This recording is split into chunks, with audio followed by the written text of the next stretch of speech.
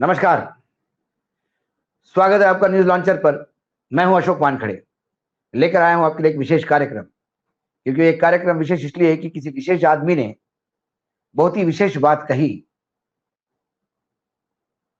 जिसकी बदबू मुझे मजबूर करती है कि मैं उस आदमी को भी आईना दिखा दूं और बता दूं कि आप कम से कम नैतिकता की दुहाई मत दीजिए और आप हमको ज्ञान मत दीजिए।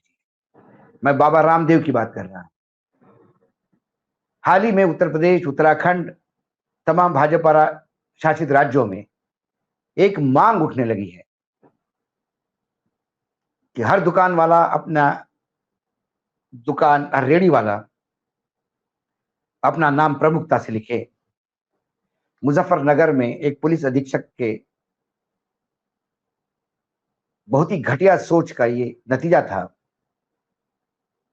कि उन्होंने एक आदेश पारित किया कि जितने भी वेंडर्स है और जो कावड़ की जो यात्रा का रूट है और उस रूट पे जितने ढाबे हैं, दुकानदार है, रेडी वाले हैं, फल फ्रूट बेचने वाले हैं, कोई भी सामान बेचने वाले हैं, वो अपना नाम प्रमुखता से वहां लिखे, ताकि मुसलमान और हिंदू की पहचान हो जाए, दलित और सवर्णों की पहचान हो जाए।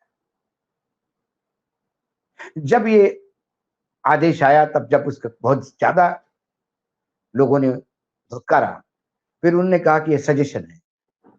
लेकिन तुरंत उसके बाद मुख्यमंत्री योगी आदित्यनाथ ने यह आदेश ही पारित किया कि 270 किलोमीटर की इस यात्रा रूट पर यही होगा। उसका देखा देखी उत्तराखंड सरकार ने भी ऐसा ही आदेश पारित किया। मध्य प्रदेश में लगातार ये मांग निकल रही है कि उज्जैन से लेकर तमाम तीर्थ क्षेत्रों पे सारे दुकानदार अपने आदेश। विपक्ष इसको असंवैधानिक कहता है, संविधान भी इसको जगह नहीं देती, और भाजपा ये कहते हैं कि यात्रा की पवित्रता बनाने के लिए ये चीज जरूरी है। सवाल ये है कि क्या सुलेमान के दुकान से केला खरीदा तो यात्रा अपवित्र हो जाएगी, या रहमान के ढाबे पे चाय पी ली तो कावड़ कावड़ यात्रा का पुण्य कम हो जाएगा। उनका सोच यही है। आरोप है कि कई लोग वैष्णव ढाबा लिखकर मुसलमान चलाते हैं और वहां यात्रियों को जबरदस्ती मांस खिलाते हैं। ऐसे प्रकरण, ऐसे केसेस कितने दर्ज हो गए, इसका आंकड़ा किसी के पास नहीं। ऐसे कई कांड भी हो गया तो बताने के लिए कोई नहीं। ये मनगढ़ंत आरोप है, क्योंकि मुसलमानों को दुकानों पे और फिर दलितों के दुकानों पे बहिष्कार करना है। 240 पे रुकने के कारण मोदी जी 370 पार नहीं कर पाए, इसलिए मनुस्मृति संविधान की जगह नहीं लागू कर पाए। लेकिन ये मनुस्मृति को पिछले दरवाजे से एंट्री करने की बात है। कुछ दिनों के बाद दलित लोग गले में मटका टांग के निकलेंगे और रास्ते में थूकेंगे नहीं, मटके में ही थूकेंगे। यदि ये आदेश पारित हुआ तो आश्चर्य नहीं लगना चाहिए। लेकिन इसमें जब बात संविधान की हो रही है, विपक्ष अपनी बात कर रहा है, सत्ता पक्ष अपनी बात कर रहा है, अल्पसंख्यक अपनी बात कर रहा है, इसके बीच में बाबा रामदेव कूद पड़े और रामदेव ने कहा कि अपना नाम बताने में किस बात की शर्म है। मैं तो खुल के सबको बताता हूं कि मैं रामदेव हूं। नाम पे तो गर्व होना चाहिए। रहमान ये नाम बताने में लज्जा क्यों? बिल्कुल बताइए। बस काम में शुद्धता होनी चाहिए।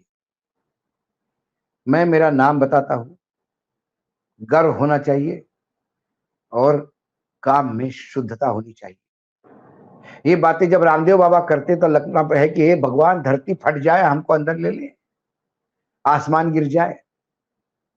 जिस आदमी को सुप्रीम कोर्ट ने बुला बुला के जूते मारे हो, जिस आदमी ने आयुर्वेद के नाम से इस देश के साथ खिलवाड़ की हो, जिस आदमी के कई प्रोडक्ट्स बैन किए जा रहे हो, जो आदमी आर्मी में सप्लाई करता है वहां भी गलत सप्लाई होने की वजह से आर्मी ने भी सप्लाई बंद कर दिया हो, ऐसा घिनौना लाला रामदेव, ये व्यापारी रामदेव, ये फ्रॉड रामदेव, जिसको सर्वोच्च न्यायालय ने 10 बार माफी मंगवाई,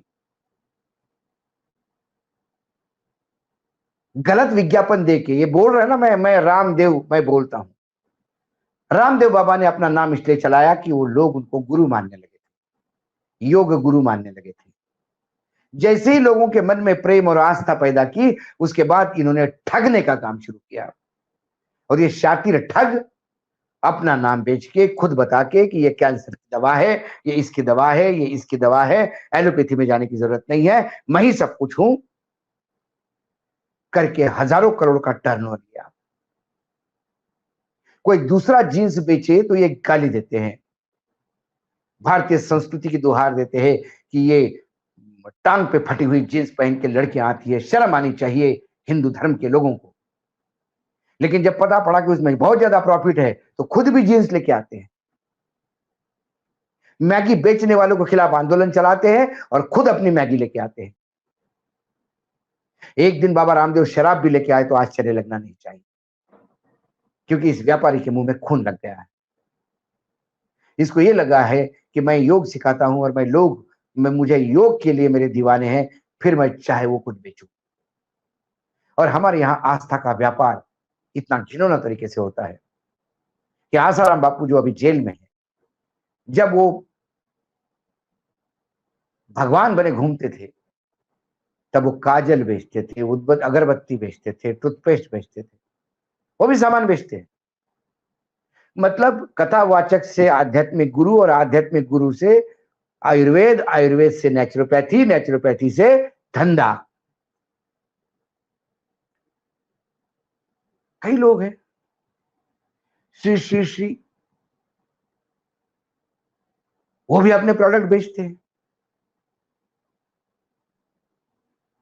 एक्टर लोग साबुन बेचने वाले को तो मैं जानता हूं, वो विज्ञापन के लिए मॉडल बन के आते हैं, मॉडलिंग का पैसा लेते हैं और चले जाते हैं। देवयानी चौबड़ बहुत बड़ी पत्रकार थी, हम लोगों की सीनियर थी, बहुत सीनियर थी, और फिल्म पे जैसा वो लिखती थी शायद ही कोई लिखता हो। जो फिल्म लिखने वालों का ग्लैमर देवयानी चौबड़ के पास था, किसी के पास नहीं। उनका एक कॉलम पढ़ रहा था, तब उन्होंने कहा था कि लक्स साबुन की विज्ञापन करने वाली तमाम लोग टॉयलेट के बाद अपना लेफ्ट हैंड भी उससे धोते कि नहीं धोते, इसका मुझे डाउट है, लेकिन पूरा देश उनके नाम से साबुन खरीदता है। साबुन से लेके, गुटके से लेके, तेल तक सब बेचने वाले एक्टर्स है। लेकिन लोग उनको सेलिब्रिटी स्टेटस देते हैं और फिर अपने सेलिब्रिटी स्टेटस के तहत वो विज्ञापन करते हैं। उन एक्टर्स में और बाबा रामदेव में कोई फर्क नहीं है। बाबा रामदेव को जैसा सेलिब्रिटी स्टेटस मिला, तुरंत उसने इसको बेचना शुरू किया और खुद ही मॉडल बन गए पतंजलि के उन तमाम उत्पादन के जो फ्रॉड साबित हुए। कम से कम हमारे एक्टर और एक्ट्रेस जितने हीरो हीरोइन है, वो साबुन तेल बेचते, तो कम से कम वो प्रोडक्ट तो घटिया करके साबित नहीं हुआ। कभी लक्स बैन नहीं हुआ, कभी कोई तेल बैन नहीं हुआ, लेकिन बाबा रामदेव जिस पे बताते हैं उसको बैन करना पड़ा, क्योंकि बाबा रामदेव ये लाला रामदेव। और ऐसे में रामदेव अब हमको ज्ञान देने लगा है, चीजों की शुद्धता होनी चाहिए। नाम रखने में क्या गलत है? कोई गलत नहीं है बाबा रामदेव देव, लेकिन क्या आप बताओगे कि आपका घी जहां से बन के आता है, उस गाय को चारा देने वाला भी हिंदू था, दूध दोहने वाला भी हिंदू था, उस दूध का दही मक्खन निकालने वाला भी हिंदू था, उसका घी बनने वाला भी हिंदू था, जिस ट्रक से आपका सामान जाता है वो ट्रक चलाने वाला भी हिंदू है। क्या आप ट्रक के बाहर भी लिखवा दोगे कि ये गाड़ी सुलेमान चला रहा है कि हरिराम चला रहा है, ताकि शुद्धता बनी रहे? शुद्धता धर्म में नहीं होती। हर धर्म में अशुद्ध, असत्य लोग पाए जाते हैं। रावण भी हिंदू ही था, मुसलमान नहीं था, लेकिन उसने जो ही घृणा काम किया सारी दुनिया जानती। कंस भी, हिरण्यकश्यप भी, सब हिंदू थे, इनमें से कोई मुसलमान नहीं था। तो गलत लोग तो सब जगह पाए जाते हैं। तो कल से तो आप ये भी आदेश निकालिए कि जिसके नाम में राम होगा उसको राम जैसा जिंदगी जीना होगा। राम कृष्ण, ये कृष्ण और राम दोनों के नाम रखने वाला आदमी यदि व्यभिचारी निकला तो क्या करेंगे? आसाराम के नाम पे राम है और व्यभिचार की सजा पा रहे हैं कोर्ट में, तो उनको भी नाम रखने में मना कर लेना चाहिए। नीचे तक जाएंगे तो बहुत गंध है। रामदेव के नाम में ही राम है, लेकिन राम का कौन सा गुण हुआ बताते हैं। राम तो एक वचनी थे। असत्य तो राम से कोसों दूर था, सत्य की लड़ाई लड़ते थे।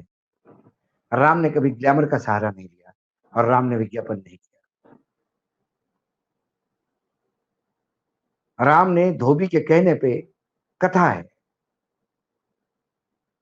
अपने पत्नी को त्याग दिया था। या तो सर्वोच्च न्यायालय ने 10 बार समन देने के बाद भी बाबा जाता नहीं। ये बदतमीज और किसी लायक जो नहीं उसको नालायक कहते हैं।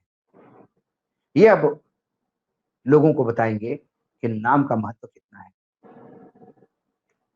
आपने तो रामदेव, देव और राम इन दोनों का गुड़ गोबर कर दिया। कम से कम इस आपदा में, मैं इसको आपदा मानता हूं, जो अध्यात्म देश निकला है ये समाज के लिए ठीक नहीं है। ये आपदा है। इस आपदा में अवसर मत ढूंढिए। हिंदुत्व की डुगडुगी मत बजाइए, क्योंकि आप कितने फ्रॉड है ये सर्वोच्च न्यायालय में जाहिर हो चुका है।